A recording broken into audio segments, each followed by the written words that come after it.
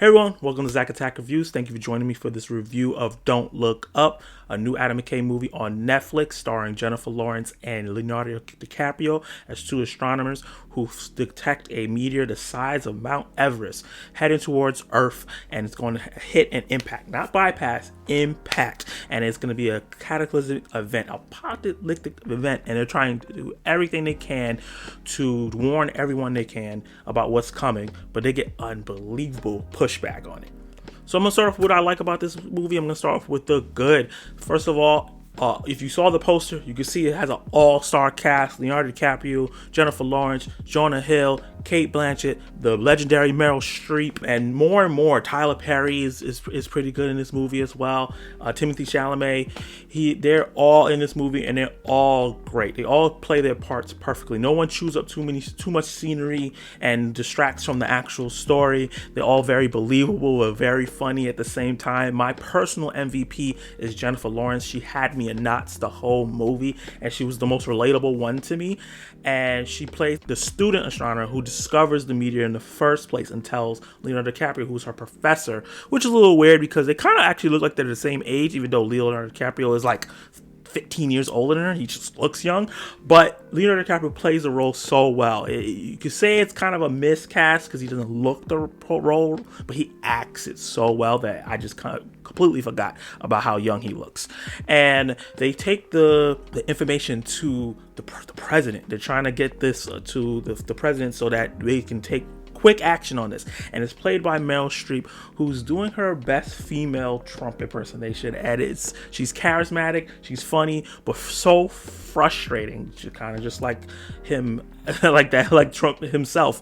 And Jonah Hill plays her son, who shouldn't be the Secretary of Defense, but he is the Secretary of Defense, and he is playing like a millennial that is just saying all the quotables that all the boomers hate, and he just drives you nuts, but it's so funny. Like each character has a different kind of dramatic effect, but also very funny, and that's what I really liked about this movie. Is a lot of movies like this are either like a apocalyptic movie where the meteor is coming, or the wave is coming, or the earthquake is coming, and we're seeing the people run away from it, and it's very serious, and it's an action film, and then everything gets destroyed. Or it's a very slow movie with not like high productions, okay performances with a message. This movie combines both of those things, where we get to see the before before the meteor comes, and what the process of all these different things that's happening, and is a reflection on the state of the world today. And it's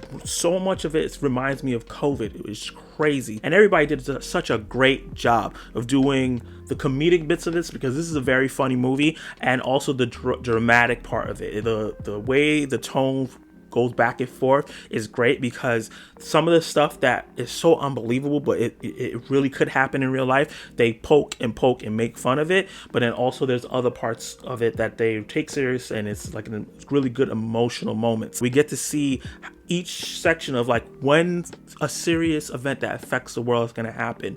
That we get the science point of view with Jennifer Lawrence and Leonardo DiCaprio, they're the astronomers, and then Meryl Streep and Jonah Hill are the political, because Meryl Streep is the president in this movie, and Jonah Hill's part of her staff. And then Timothée Chalamet is kind of playing the religious role here, as seeing how he feels about the event that's going on. And this meteor is coming. Leonardo DiCaprio's character and Jennifer Lawrence's character said that this is 100% chance that this meteor is coming, and the way that the world is taking it is absolutely insane. But it just reminds of what happened just in 2019 with the pandemic, and how we didn't take that seriously. So it's a really great reflection of the real world problems and how things are handled, and how we think, a lot of people think that the government's this mastermind, but they're really just kind of barely knowing what they're doing. Adam McKay finds a way to pull the mirror up in front of everyone's faces. He is poking the finger at like the right, the Republicans, the Trump administration, but he's also still showing the mirror of how the other side acts, and people who are also indifferent. And Adam McKay's script the dialogue, the way he directed it. There's some really beautiful shots in this movie, and the way he angled the cameras and everything with his direction and the tone that he created this movie was masterful and like damn near perfect. I really was engaged in this movie throughout. Usually sometimes there's something in a movie that pulls me out, or maybe there's something going on that's slow, but he finds a way to insert really good comedy inside the slow moments, so you're always engaged. It's either you're smirking, you're laughing, or you're cackling. At some points I was completely losing it. And another thing that I like about this is this movie is frustrating, but in a good way, because it's a reflection of how the world is, and it made me think like, damn, if a meteor was really coming, the government wouldn't act on it so fast because they said something in the movie. We've had so many world-ending events coming, so many world-ending flus and earthquakes, the water rising. We're not going to take this serious. This is not the first meteor we detected coming to Earth.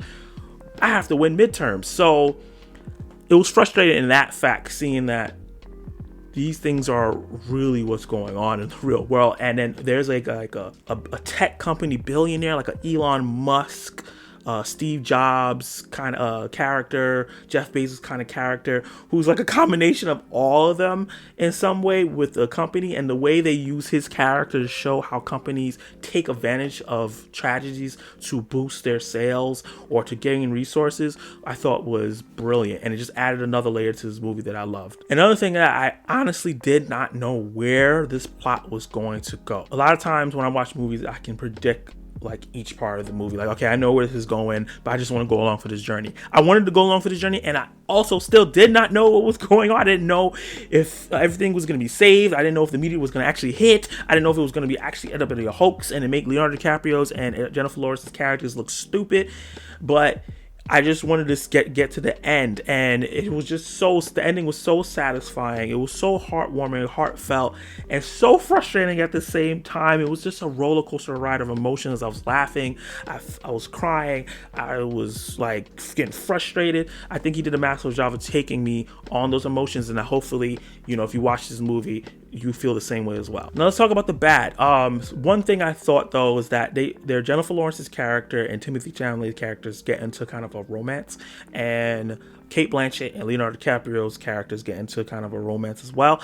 And I think that they focused a little too long, too much on that part, especially with everything going on. But then I also understood what Adam McKay and the storytellers here were trying to do, showing how the people who know the information, who's trying to do the right thing, can get distracted by simple things like love or luck. So I think that was effective there, but I think it could have been shortened just a bit.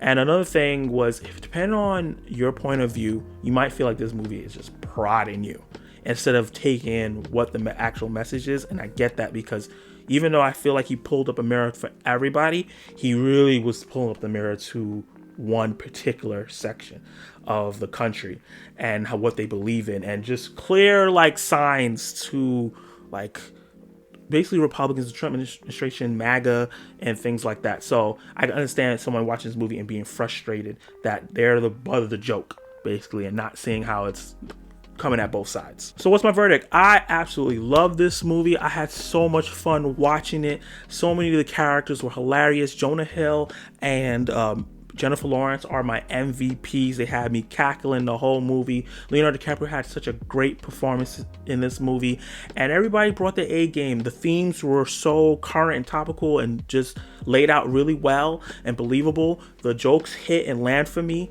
especially this running gag that Jennifer Lawrence had with his cheap commander, where she kept bringing it up months and months after, and every time she did it, it didn't get less funny. It got even funnier because you're like, she's still on that. And I thought that it was just a potent movie, and a movie that a lot of people just need to check out just to see how they feel about it. And I'm gonna have to give this movie an A. So how do you feel about Don't Look Up? did you think that the messages were too on the nose? Did you want more subtlety? Did you like the movie? Did you hate the movie? Did you feel like it maybe prodded the bear a little bit too much on the right side and not the left side, or even in the middle? Let me know your thoughts down below. Like, subscribe, hit the notification bell so you can stay tuned for more upcoming videos. Now that I got to see this movie and review this movie, I'm going to be doing my top 10 movies of the year, and I have one more show to watch, and I'm going to be doing my top 10 TV shows of the year, and that MCU ranking list is still coming. So I hope everyone's having good holidays, and be well.